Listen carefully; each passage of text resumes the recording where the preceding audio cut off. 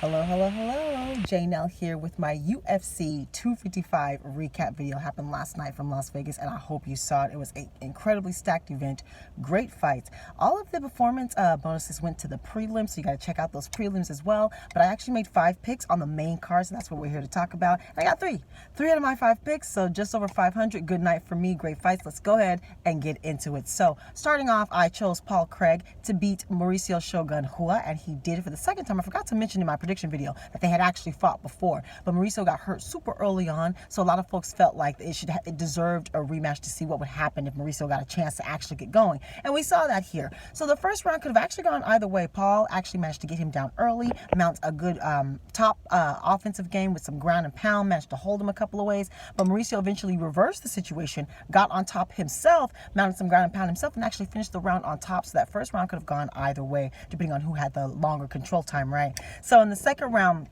Paul was obviously faster on the feet. He seemed light on his feet as well. He was the bigger man. It was very clear there. He was bigger in height and in size.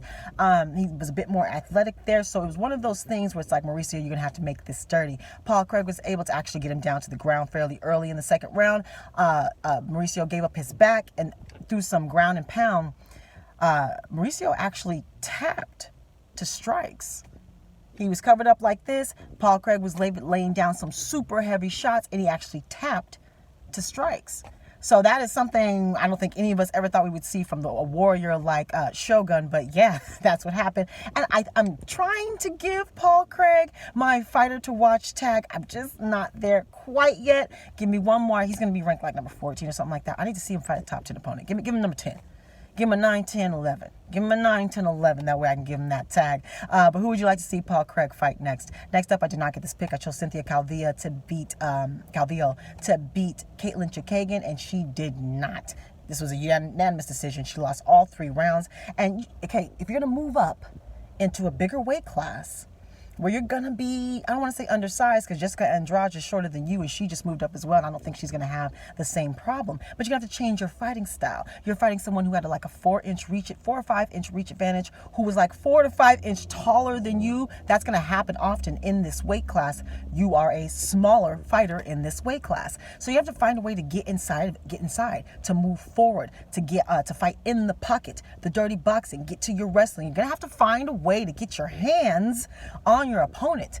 That just simply didn't happen here until the 3rd round. Caitlin was first. I knew she would be first. She was first often and early. She used those kicks. She used her punches. And really, Cynthia just really couldn't get to her. It took a while. It wasn't until the 3rd round when she finally started to move forward and just fight her way in. You're going to take some shots, fight your way in. She started to do that, and she actually started to land some shots. She did much better in that 3rd round, but it was too little too late, and the win went to Caitlin Chookagian. I believe she's still ranked either number 1 or number 2, so who would you like to see her fight next? And as she said, she feels like she's Valentina's gatekeeper, and that's why girls don't want to fight her.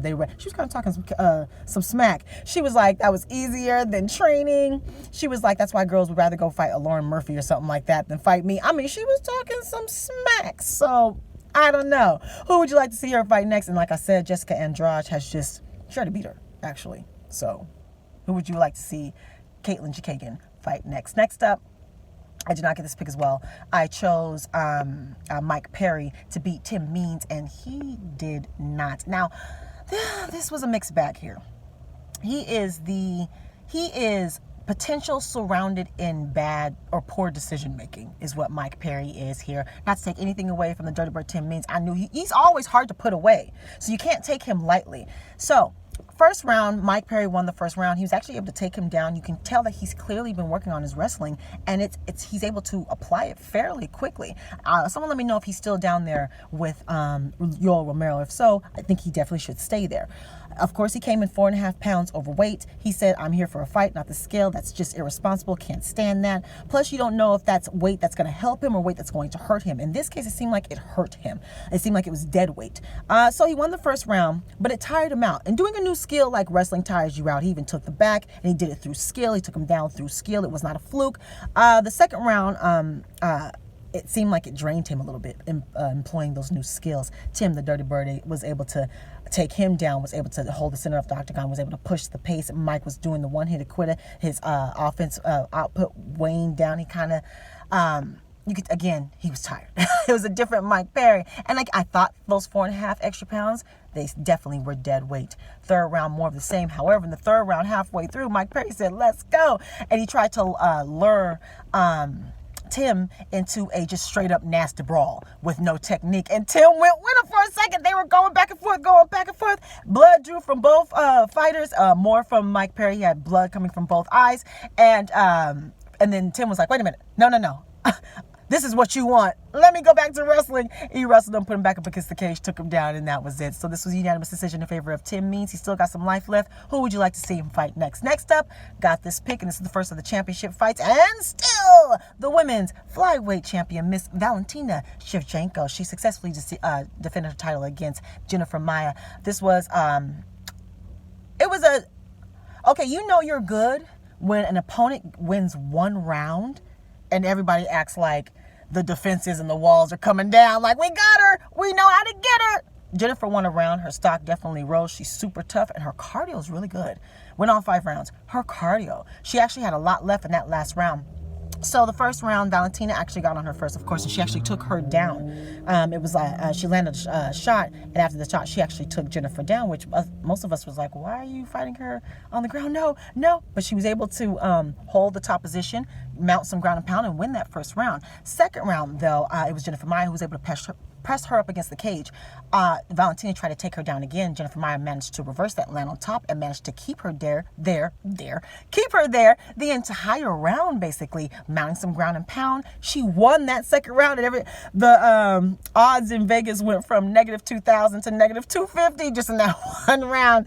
But that was it. Jennifer Maia, she tried to do more of the same in the third, but it was kind of too little too late. She didn't close the distance until like the end of it to push her up against the cage and muscle up against the cage, that's where she was seeing the success. Pushing up against the cage, making her hold her body weight, knees to the thighs and that nature, high underhook, and softening her up against the cage, and then eventually taking her down. But she kind of did it too late in that third round. I think she gave that third round away, and then the fourth and the fifth was all Valentina. This is when she got loose on the feet. She took her down again a couple more times, but she got real loose on the feet in the second and third round. Started unloading, landing some combination shots, and Jennifer Maia was still in it. She landed some hard shots herself, and she took a lot of damage. Again, her cardio in that fifth round, there was a couple of exchanges where they were going back and forth, and we're like, come on, ladies, here we go. But again, this was a unanimous decision in favor of the champ. Great win for her. A lot of folks are already talking about Jessica Andrade getting that next shot, especially because we saw someone win a round on top of her on the ground, right? So everybody's like, Jessica. I don't care. I'm for it. Let's see it. Who would you like to see Valentina Shevchenko fight next? And that was not the game plan to do that. She was not trying to beat her at her own game. She said it's just what happened. It's just how her body reacted in the fight until she just went for it. So who would you like to see her fight next? Now, main event, and I got this pick as well. And still the UFC men's flyweight champion, Mr. Deiveson Figueiredo. She said the God of War. There he is. God of War. Okay, so he successfully defended his belt against Alex Perez. This ended in the first round. Now, Alex, I knew he would be game, but you got to be more careful. So he got on him early.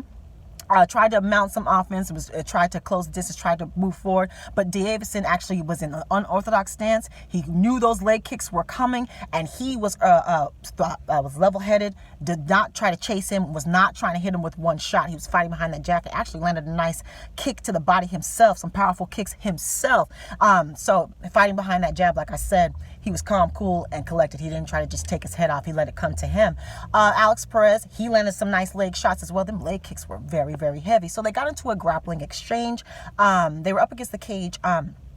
There was one point where Deiveson did grab the cage twice. Can't do that, naughty, but the ref, Aljamain Sterling, was crying about that. I don't know why. That didn't lead to the finish here. But anyway, and if the ref didn't take a point away,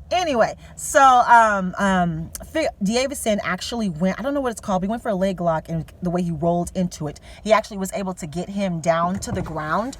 And then Perez, hold on one second. Hold off, you guys. Hold off.